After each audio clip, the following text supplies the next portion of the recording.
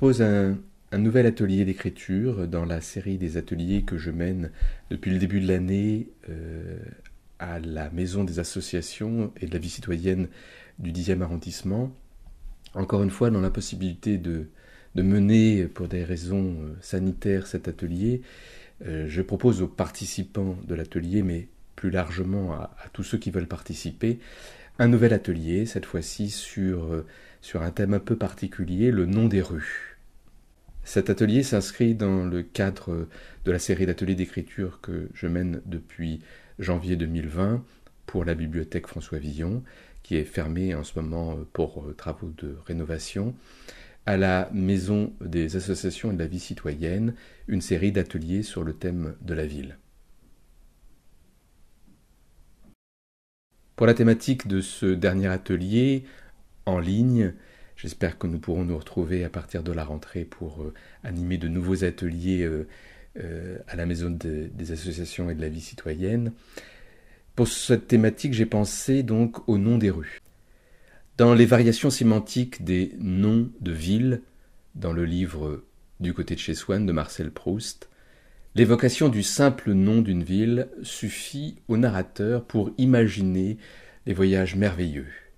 Pays rêvé ou pays réel, nom de pays, le nom constitue une invitation à la réflexion sur la puissance évocatrice des mots et des noms.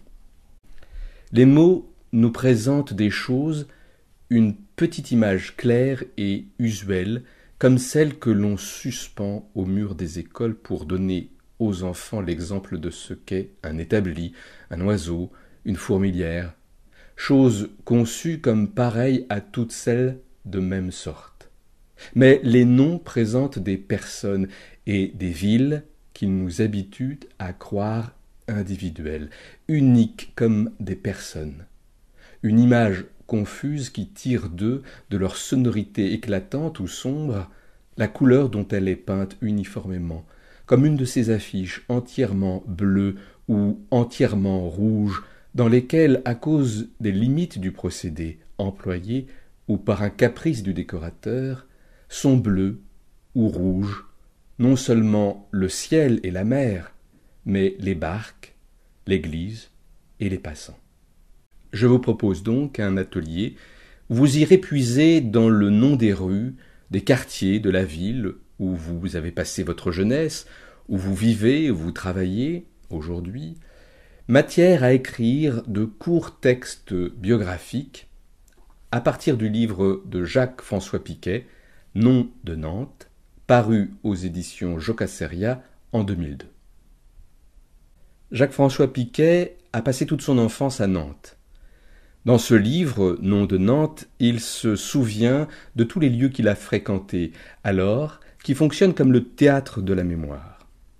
Sa jeunesse, inscrite dans le nom des rues de la ville, quartiers, places, jardins, ruelles, se succèdent en un classement topologique. Et c'est toute une biographie familiale qu'on découvre, avec ses fêtes et ses chagrins, ses peurs et ses amitiés.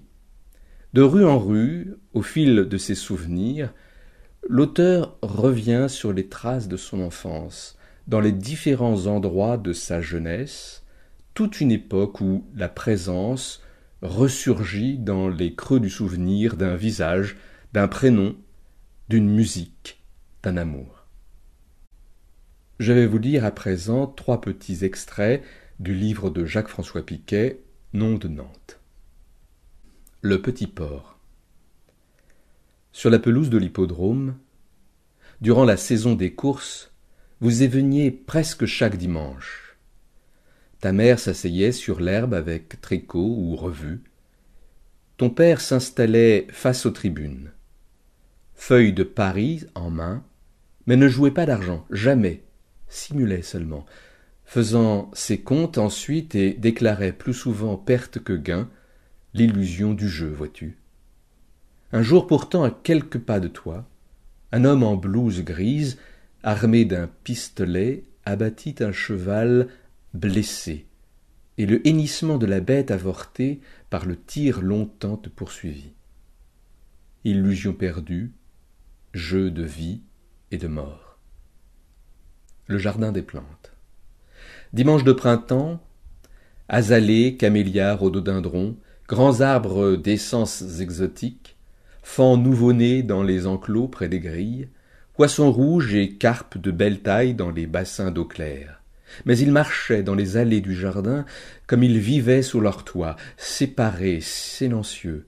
Ton père 10 pas devant ta mère, et toi, gamin, navette courant d'une main à l'autre, disant 2 fois les jolies fleurs, 2 fois les gentils animaux, histoire de, pour ne pas, jusqu'au jour où, lassé, essoufflé, ne te voulant plus, ni entre ni avec, tu t'installerais hors de leur portée, dans ton silence, ailleurs. Gare d'Orléans. C'est là, quelque 30 ans plus tôt, que ta mère avait attendu ton père, connu son plus fol espoir en ne le voyant pas dans le dernier train annoncé depuis l'Allemagne. C'est de là que tu partis cap à l'est, exact chemin contraire, direction Tübingen en Bade-Württemberg, 24e régiment de chasseurs mécanisés, corps en uniforme, tête en guerre, tes rêves de petits soldats se joueraient sur une autre scène. Une seule certitude, tu reviendrais à Nantes, mais pas de sitôt. Nom de Nantes, Jacques-François Piquet, paru aux éditions Jocasseria en 2002. Avant d'aborder la consigne de cet atelier à proprement parler, je voudrais vous proposer un petit exercice que nous avons déjà essayé ensemble, en tout cas avec les participants de l'atelier. Il s'inspire d'un extrait du livre de Jérôme Leroy, Le déclenchement muet des opérations cannibales, paru aux éditions des Équateurs en 2006. Ce petit exercice va vous permettre ensuite d'aborder au mieux l'exercice proposé, enfin la consigne proposée à partir du livre Nom de Nantes de Jacques-François Piquet. Le premier souvenir qui revient en mémoire à l'évocation d'un lieu, par petites touches, succession d'instantanés, scintillants, en vrac, en dresser l'inventaire versatile, un lieu, un souvenir. Et cet exercice, vous verrez, vous permettra à coup sûr d'aborder la consigne qui va venir de manière plus libre.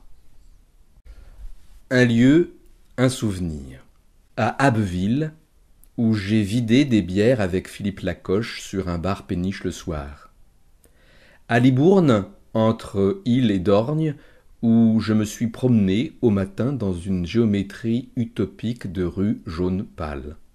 À Souillac, où, m'arrêtant juste pour un plein, j'ai acheté chez un brocanteur un roman de Moravia que je n'ai jamais lu depuis.